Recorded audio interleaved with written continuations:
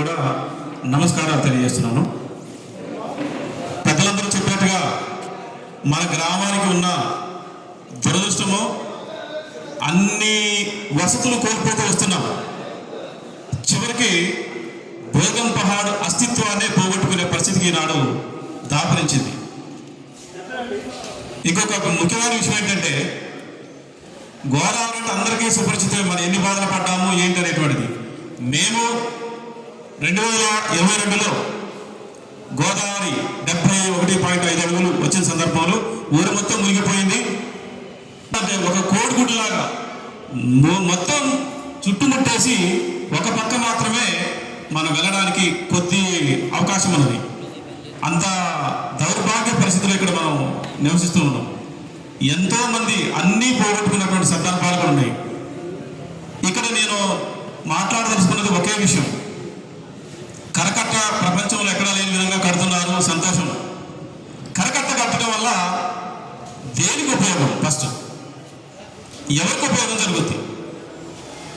ఊరు చుట్టూ మనకి చాలా అత్యంత విలువైన రిజిస్ట్రేషన్ మన ఏరియాలో ఉంటుంది. అత్యంత ఖరీదైన భూములు, సారవంతమైన భూములు మన బురగంపాడు చుట్టుపక్కలనే ఉన్నాయి. వందల వేల ఎకరాలు ఈ భూములు మొత్తం కూడా కరకట్టలో పోతే, కరకట్టలో రైతులు కోల్పోయిన వాళ్ళకి న్యాయం జరుగుతుంది. రైతులకి వాళ్ళకి పరిహారం వస్తుంది, ఇబ్బంది లేదు.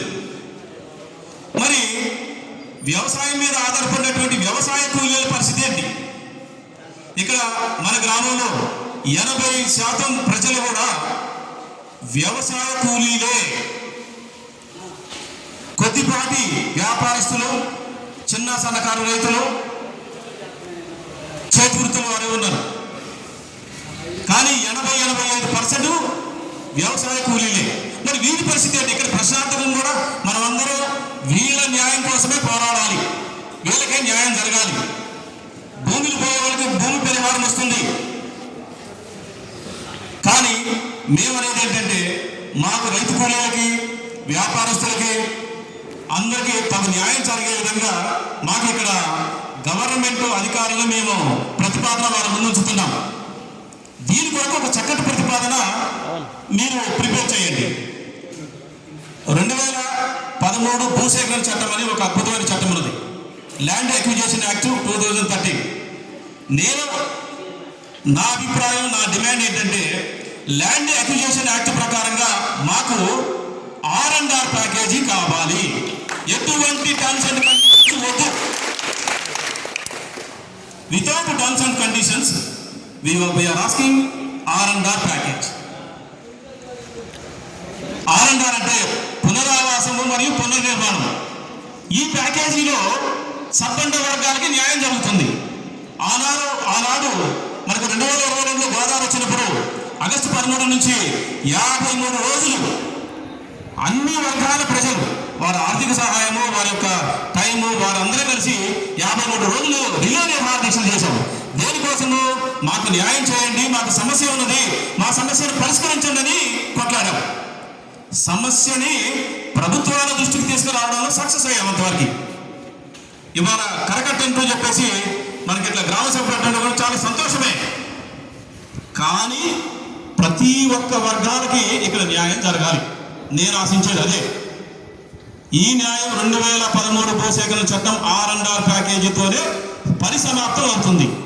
అంతేగాని భూమి పోయిన వాళ్ళకి భూమి పరిహారం ఇస్తాము, ఇంకొకటి ఇస్తాము, మిగతా వాళ్ళందరూ ఎటున్న పోగేటి గాలి పోలేస్తామంటే మాత్రం ఒప్పుకునే ప్రసక్తే లేదు. ఖచ్చితంగా మేము కోర్టులను ఆశ్రయిస్తాం. 2013 భూసేకరణ చట్టంలో కూడా ఎన్నో చట్టాలు ఉన్నాయి. ప్రజలకు ఎటువంటి అన్యాయం జరిగినా చట్టాలని, కోర్టులను ఆశ్రయించవచ్చు, న్యాయస్థానాలని. ఖచ్చితంగా అందరి తరఫున, గ్రామస్తులు అందరి తరఫున మేము కోరుకునేది ఒకటే, అధికారులు కూడా వినిపించుకునేది ఒకటే, మాకు R&R ప్యాకేజీ. కరకట్ట ఉన్నా సరే, కరకట్ట నిర్మాణం జరిగినా కానీ R&R ప్యాకేజీ కావాల్సిందే. దీంట్లో తగ్గేదే లేదు. కరకట్ట నిర్మిస్తే చాలా మంది ఇప్పటివరకు చాలా అపోహలు ఉన్నాయి. కరకట్ట నిర్మాణం జరుగుతున్నది. కరకట్ట మరియు అవతల అంటే వాగొట్టు వైపు భూములు కోల్పోతే వాళ్ళకి పరిహారం వస్తుంది. కానీ మనమందరం అనాథంలాగా ఎదురు చూడాల్సి వస్తుంది. మిగతా వర్గాలందరూ భూములు ఎవరుకున్నాయి మన గోగంపాడులో 5% మందికే ఉన్నాయి, 5% మంది ప్రజలకే ఉన్నాయి. మిగతా అదంతా కూడా మన కూలీలమే. కాబట్టి ఈ R&R ప్యాకేజీలో అందరికీ న్యాయం జరుగుతుంది. ఇవాళ అందరూ అప్పులు సప్పులు చేసి లక్షలు వెచ్చించి ఇళ్ళు కట్టుకున్నారు. మరి వీళ్ళందరూ అన్యాయం జరగాల? చుట్టూ కరకట్టేస్తారు. ఈ కరకట్ట వల్ల ఎవరికి ఉపయోగం? సార్, ఆంధ్రప్రదేశ్లో ఉన్నటువంటి వాళ్ళకి ఉపయోగం. మీకు ఏమనట్లేదు. సరే, నేను మాట్లాడేది మా గ్రామం ఏమి పోగొట్టుకుంటుందో అదే చెప్తున్నాను. నేను ఇక్కడ బహిరంగ సభలో ప్రసంగం చేయట్లే. గ్రామం ఓకే, నేను అనేది ఏంటంటే కరకట్ట వలన మీ ఎవరికి త్యాగం చేస్తున్నాం? మన భూములని మన ఊరిలో త్యాగం చేస్తున్నాం, ఆంధ్రప్రదేశ్ వాళ్ళకి. ఇది పోలవరం ప్రాజెక్టు కారణంగానే వచ్చినటువంటి ఇది కరకట్ట, అంతేగాని మరో మీకోసం మన కోసం కాదు, లేక ఇంకొకరి కోసం కాదు. ఈ కరకట్ట కట్టడం వల్ల ఇంకా చాలా మందికి ఉపయోగాలు జరుగుతాయి. ఇటు భూముల రేట్లు పెరుగుతాయి, కోట్లలోకి వెళ్ళిపోతాయి. ఐటీసీకి ఉపయోగం, ఆంధ్రప్రదేశ్లో ఉన్నటువంటి ప్రజలకు ఉపయోగం. పోగొట్టుకునేది మనం బోర్గంపాడు సర్వం కోల్పోతాం. మనం ఊర్లో ఉన్నటువంటి భూములు పోతే ఊర్లో ఉండి ఏం చేస్తాం? మనం చేపలు పట్టుకుందామా? చివరికి ఉపాధి పోతుంది. మనకి జీవించడానికి తప్ప ఇంకేమీ ఉండదు. తాతల కాడి నుంచి మనం ఎన్నో అవస్థలు పడుతున్నాం. మళ్ళీ మనలో పడి మన రాబోయే తరాలు కూడా ఇదే ఇబ్బందులు పడాలా? పడవద్దు. ఎక్కడో ఒకసారి దీనికి ఒక అంతం ఉండాలి. కాబట్టి దీనికి పరిష్కారమే R&R. We are demanding R&R package. కాబట్టి దయచేసి అధికారులందరూ కూడా ఈ విషయాన్ని ప్రభుత్వ పెద్ద మన సెంట్రల్ గవర్నమెంట్ కానీ స్టేట్ గవర్నమెంట్ దృష్టికి తీసుకురండి. ఎందుకంటే ఇది సెంట్రల్ గవర్నమెంట్ ప్రాజెక్టు కాబట్టి నిధులు లేవనేటువంటి మాటే ఉండదు, ఖచ్చితంగా ఉంటుంది. లేదంటే మేమందరం గ్రామస్తులందరం కూడా రోడ్డు మీదకి వస్తాము, అవసరమైతే కోర్టును కూడా ఆశ్రయిస్తాం. కాబట్టి థ్యాంక్ యూ. నేను కోరుకునే మరొకసారి చెప్తున్నాను, నాకు R&R ప్యాకేజీ కావాలి. ఈ ప్యాకేజీతోనే సబ్బండ వర్గాలు, వ్యవసాయ కూలీలు, చిన్న సన్నకారు రైతులు, తర్వాత వ్యాపారస్తులు, చేతి వృత్తుల వారు అందరికీ న్యాయం జరుగుతుంది. గొడ్డుకి, గోదకి, కోడికి, కుక్కకి, ప్రతి మనిషికి, నిరుద్యోగులకు, వయోజనులకు అంటే యుక్త వయసు పిల్లలకి చెట్లు కూడా లెక్కేసి వరకు డబ్బులు ఇస్తారు. రెండోది చట్టంలో ఇంకొక ముఖ్య విషయం మర్చిపోయాను నేను. భూమి విలువకి గ్రామీణ ప్రాంతాల్లో 4 రెట్ల పరిహారం వస్తుంది. ఇవాళ మన భూపల్లి నరసింహ గారు చెప్పినట్టుగా సీతారామ ప్రాజెక్టు కింద 13.5 లక్షలు ప్రభుత్వం నిర్ణయిస్తే దాని గ్రామస్తులు అడిగారని కొంత కలిపి 20 లక్షలు చేశారు ఎకరానికి. ఈ లెక్క ప్రకారం చూస్తే మన దగ్గర రిజిస్ట్రేషన్ ల్యాండ్స్ కాబట్టి ఎకరాకి 4 రెట్లు అంటే 20x4 80 లక్షలు కొడుతుంది మన భూమి.